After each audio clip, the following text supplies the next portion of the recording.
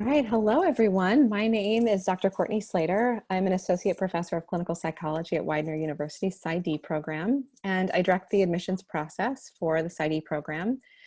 And so I'm here to give you some information about our program, an overview, hopefully answer some questions that you might have so that you can get a sense of if Widener University's Institute for Graduate Clinical Psychology might be a good place for you. Hi everyone, I'm LeConey. I'm an Assistant Director of Admissions and Enrollment in the Office of Graduate Studies and Extended Learning here at Widener University. Dr. Slater and I work very closely together on the admissions process for the Psy.D program. All right, so I'll start off with a little bit of an introduction and overview of our program. Let me just say first that fit is very important to us, and meaning that we want you to know about our program and for you to think about whether or not the things that we do, the training that we offer, is going to be a good fit for you. And so I hope that this video will be a chance for you to get to know our program and all the information that you need to know if this is a good fit for you. So the Psy.D program at Widener is the longest running Doctor of Psychology program in the US. And our vision is really to train psychologists to be excellent clinicians, meaning as psychotherapists and also as psychological assessors. And our program remains one of the strongest programs in the country, especially because we've been doing it for so long. We are a 5-year full-time daytime program located in Chester, Pennsylvania, outside of Philadelphia. And our program includes 5 years of clinical training at Widener. And that includes 5 years of training at clinical rotations nearby. So we do have a generalist training. And what that means is that we want our students to have many different kinds of experiences in many different clinical settings with many different kinds of people experiencing many different kinds of problems. And we believe that that helps our students to have flexibility and to be able to work in a wide variety of settings with many different kinds of people. But we do have a lot of opportunities to specialize too. And so I'll get into those opportunities more in a little bit. Let me say that our program really is about apprenticeship or mentorship, which means that we want our students to feel like they form relationships with the faculty. And our faculty are really our highest priority is the teaching and the mentorships of students. And each faculty member is also in clinical practice. So we're teaching the very things that we're excited about, that we're using with clients, and that we're supervising our students on. And so we think that that makes for a pretty vibrant learning community in the classroom. All right, so now moving on to talk a little bit about well, let me tell you a little bit about our values first, I guess. So before moving on to some of the opportunities to specialize and what the program looks like. So our values are around clinical education and training. Our students have 5 years of clinical training, and they move throughout the program gaining work in a variety of settings. And they're able to specialize more and more as they grow throughout the training. We do believe that this opens a lot of doors for future careers and for students to become leaders in the field. Another value of ours is around mentorship and relationships. I already mentioned this a little bit, but our students have many opportunities to engage with faculty in the classroom, in supervision, consultation, mentorship, research, and even traveling for conferences and presentations and educational trips. And then a final value that I'll say is around community involvement and engagement. Widener University broadly values this. And at IGCP, we want to create learning communities where there's a lot of experiential learning happening, and students are encouraged to grow and move outside of their comfort zones, gain new experiences, see things from a new perspective, and gain skills in that process. This does often mean learning from people who are different from yourself and learning to work across differences and gaining the skills and comfort to do that. All right, so now we'll talk a little bit about the program specifics. So it is a full-time daytime program. This means that students are on campus 2 days a week for classes. That's Tuesdays and Thursdays. Across all 5 years, classes are about 8 a.m. to 5 p.m. On Tuesdays and Thursdays with a lunch break in the middle. And as students go from the first year to the 5th year, the classes become more and more advanced.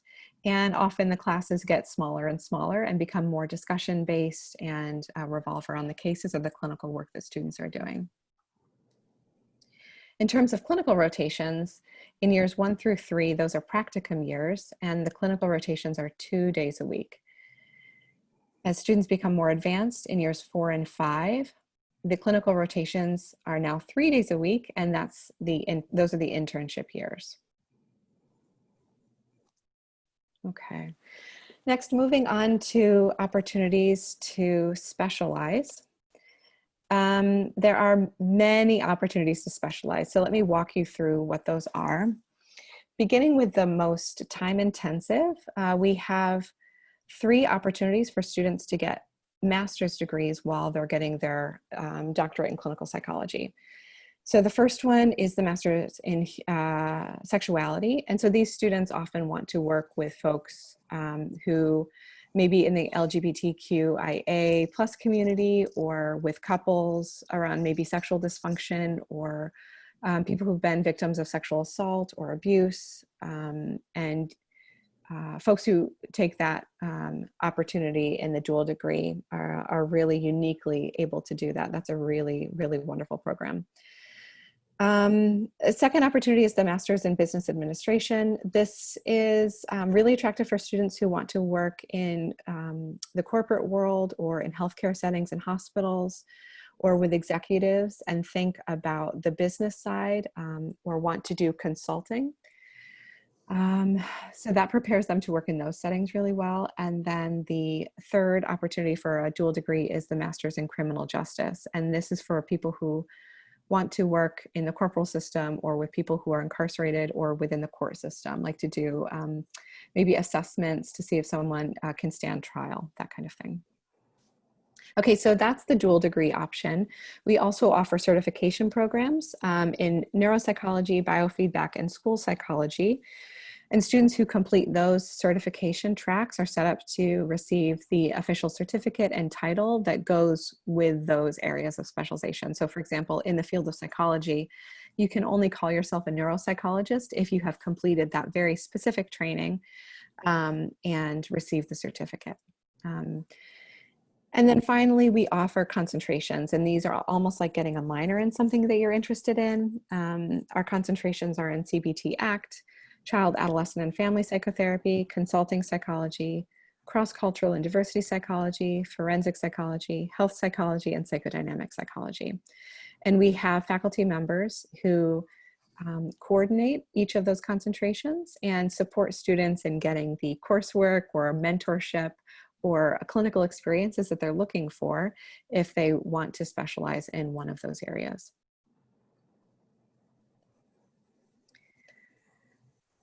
Now I'll talk a little bit about the outcomes. I'll just say broadly, our outcomes are very, very good. When we survey our alumni, we find that over 93% of our graduates pass the national exam for licensure on the first attempt, which is very, very good considering especially the large number of graduates that we have. Also, in terms of the dual degrees and outcomes, let's see, many of our students want to do a postdoctoral internship after, and we find that that those who are looking for a postdoctoral postdoctoral fellowship are able to get them.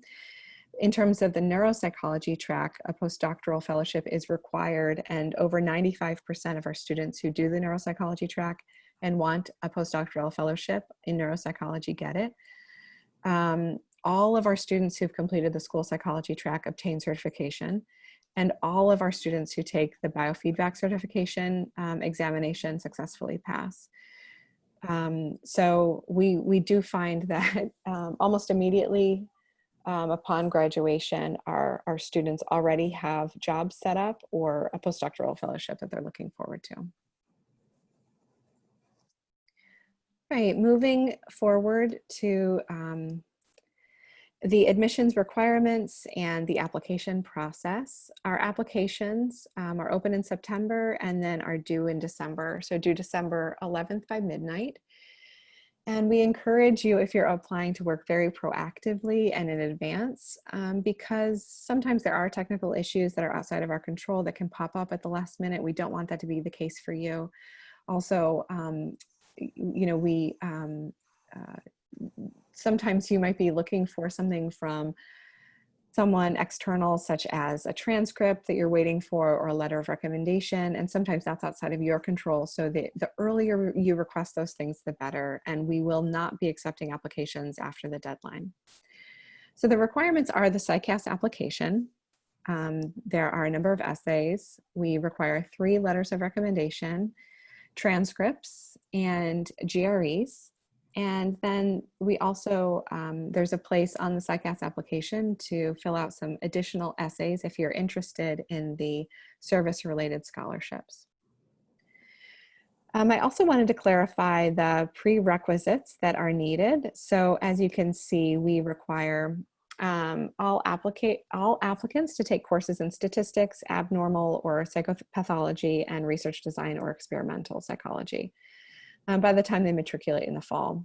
We get a lot of questions about, you know, like, will this course that I took count for this prerequisite? And what I'll say is that our general guideline is any course that has that word in it will count. So for example, you may have taken statistics for biology. If it has statistics in the course title, it will count. You may have taken child psychopathology. It is still a psychopathology course, and that will count. If you took research design for sociology, that will count. So if you have questions about that, of course, feel free to contact us, but that is our basic way of making those determinations. And if your transcript says any kind of statistics course, some kind of psychopathology course, some kind of research design course, that's what we're looking for in the title that is on your transcript. All right, the interviews are, so, okay, we received applications in December, and then we review all of the applications, and we invite folks from the about 450 applications that we received. We invite about 100 folks for interviews in January and February. And then from there, we have an admissions committee that makes decisions and will make invitations to join our program. Generally, those happen in March.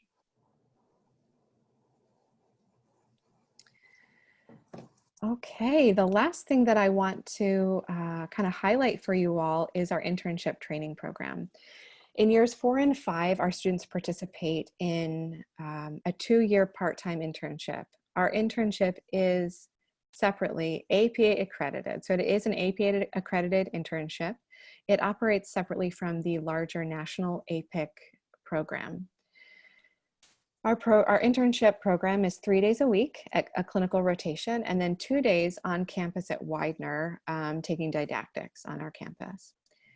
As I said, this internship program is separately accredited with APA, and we just received accreditation again, so it's in really good standing with APA. How it works is that students, as they're preparing to move into their 4th year, so in their 3rd year, students will interview at a number of local clinical rotations and then engage in a smaller process of a match process. And generally students get the site that they hoped for. Generally students get their first choice, and sometimes they might instead get their second choice, but it's pretty rare for it to go beyond that. And we see the internship as a step toward professional independence and responsibility. So it's a step up in terms of responsibility from the practicum experience that takes place in the first 3 years of the Psy.D program. One more note about not participating in the APIC match. I will say that I see it as a real strength of our program. You may hear, as you're excuse me, as you're looking at programs, you may hear from people who have experienced the APIC match that it can be pretty stressful. The process is stressful from tracking hours to the APIC application. Then there's the interviewing process that for many people is a national process. So you might be flying around the country, and there's a limited number of internship spots, and then students get matched. Our process is smaller, and we're more able to gear it to the needs of our students. And this means that our students don't have to travel around the country for interviews. They're able to stay locally. And then this obviously saves money. It also allows students to remain in touch with their friends in the program, the support of faculty. And this is especially important as you consider the final hurdles of a doctoral program, which often include, and for us, it does include a dissertation.